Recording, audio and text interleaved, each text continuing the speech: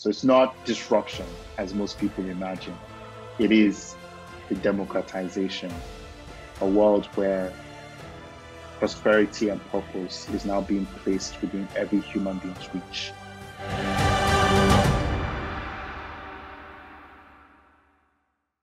A big chunk of what I want to be talking about today really, while the topic is disruption, is really kind of trying to explain more or less the thought process behind what I call the democratization rather than disruption of technology, and the kind of impact that is having on our society, and how we now have to start thinking about the future given this reality.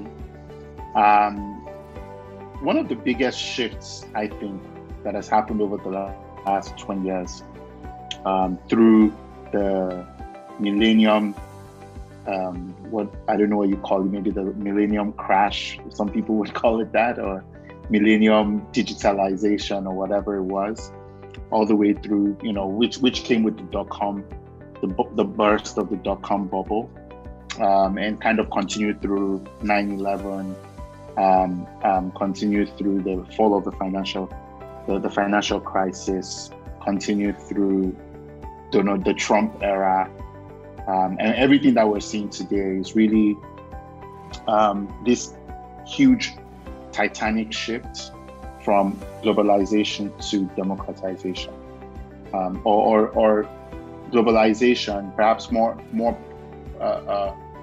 to put it more cogently, from globalization to decentralization, right? And at one point, perhaps in the 80s and in the 90s, it was apparent that we lived in a global economy. And now what needs to be apparent to everybody is that we live in a distributed global economy. So what does that exactly mean? Well, for a very long time, you had, centralized commodity sales, which drove a lot of business for our many chain of rulers. And that meant that, if you think about things like oil, you think about, the major commodities and decisions that determine the direction of the world, typically those were decisions that were being made from America. And those were decisions that were being taken on the basis of what was best for the world, quote unquote. But now, what you've seen, particularly post-COVID, and has become more apparent, is that, the power centers are now very well distributed. And so the world has now shifted in base from the control of one particular person to one that is now, open to anyone with general access to an internet connection, and perhaps a mobile or laptop device. And that's the world we now live in. And it's the world we continue to accelerate in. And that's why you're seeing some very interesting things, like,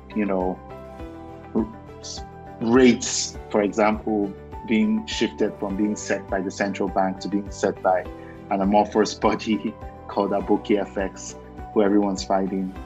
Or, you have a situation where, you have decentralized finance and Bitcoin becoming kind of major transit routes for currency.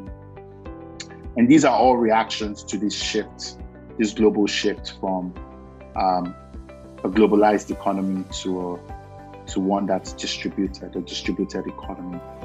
And so the question that all of us have to ask ourselves as we think, perhaps as business people or otherwise, is, what does it mean for us to live in a distributed economy, and what kind of bearing should I have on the way we think about the world? I think for me, one of the more surprising and inspiring things that I've witnessed was software developers being built here in Nigeria, and the kind of impact that software development and developers have had on the country and on the continent in a relatively short period of time. You see, when I came back to the country in 2013 from Canada, what was becoming apparent to me was that software engineers weren't quite accorded the same level of respect as I have come to see them command in Waterloo, Ontario, or in Silicon Valley. I mean, in these parts of the world, they were literally like gods because they could build software. And I remember my first interview with a software engineer in Nigeria, where he comes to me and he says, "Oh, you used to ask this question, which was, what would you like your dream salary to be?" And you say, "Look, I want to earn 150,000. And I was like, dollars or naira? And he would say naira. And I was pretty stunned because I couldn't imagine that a software engineer would be earning 150,000 naira.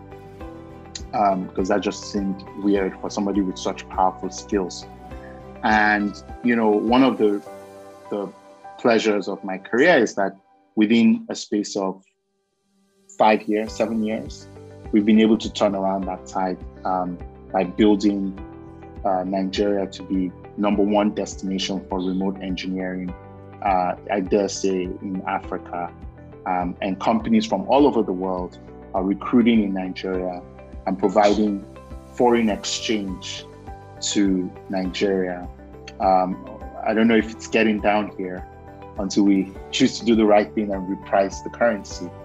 But at least for now, we know that Nigerians have the capacity and are currently earning millions of dollars in foreign exchange on their own. This was unthinkable 30 years ago. I mean, my parents have never imagined that somebody who wasn't the government or an exporter, of which there were very few who were not in oil and gas, would earn foreign exchange. I mean, if you wanted, people who held foreign exchange were basically, when I was growing up, were politicians, and that was the end of the list. And expatriates, perhaps.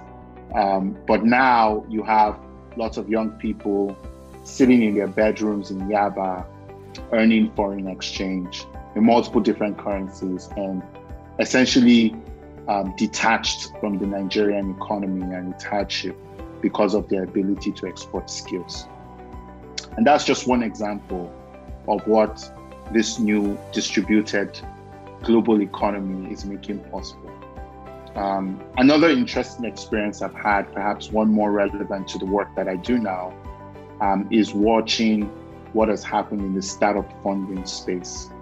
Up until very recently, it was pretty much a miracle for you to get any kind of funding, particularly if you were starting a business in the technology space early. I mean, other people could at the very least get knowing looks from their parents or loved ones when they go pitch a business that involves buying and selling pure water or Coke or something like that, because everybody understands the business model. But you can only imagine the kind of looks you get if you say you wanted to build software, even software that was supposedly incredibly valuable.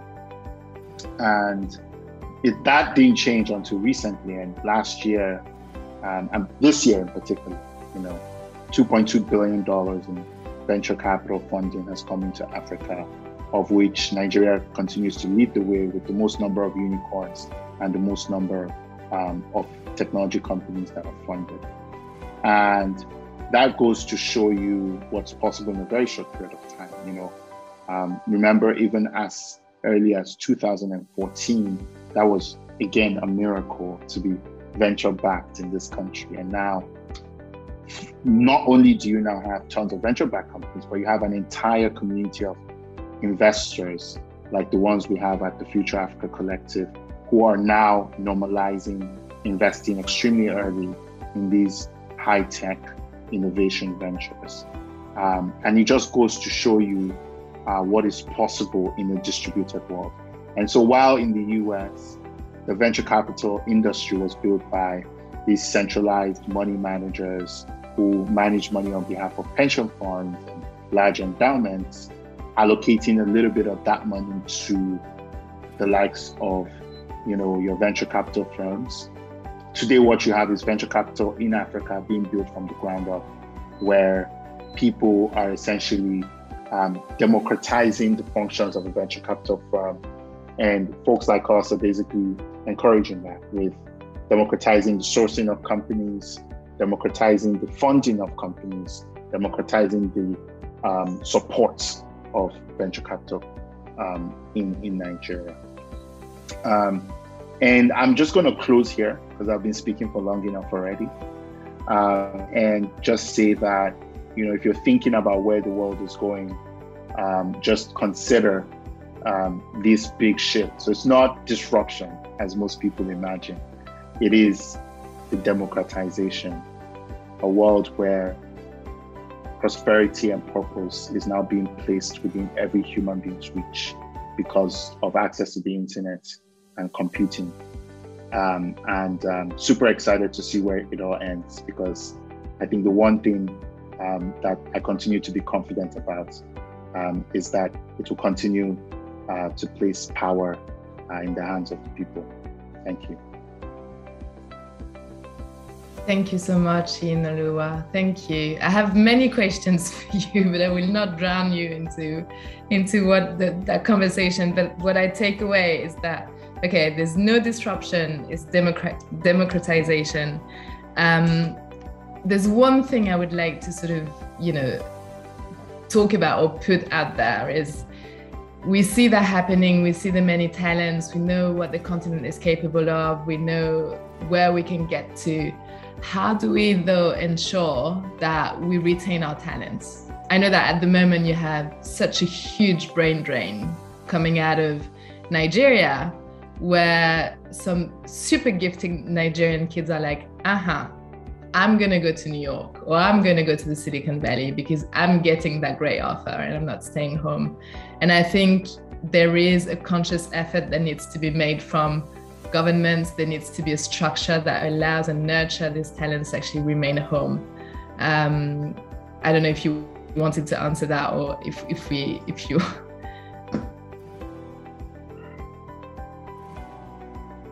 You're muted. Hold on, I'll just unmute you. Sure, I'm now unmuted. Yes, I do have a point of view on that, which is not typical or popular, which is that there's no such thing as a brain drain. It is generally a political term that is used to describe people seeking the freedom that a distributed global economy offers.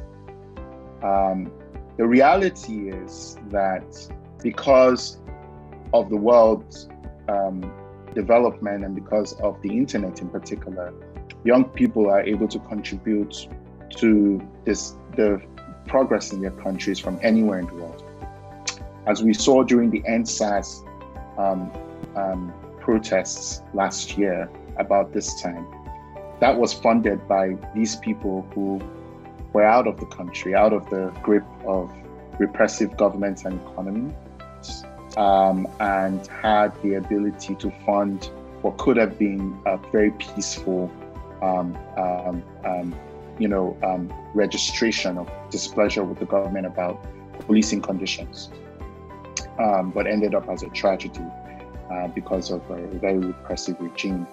And my mindset is that more of that kind of stuff will happen and is needed. And then those governance changes will be pushed through slowly, and then sometimes even surely.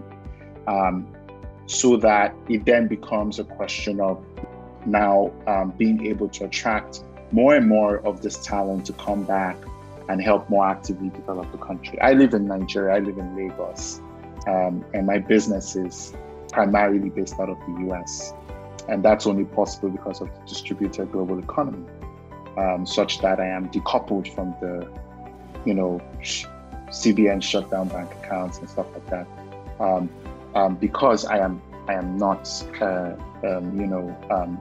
coupled to the Nigerian economy, and that gives me the freedom to be able to push for causes I care about and to do things I want to do.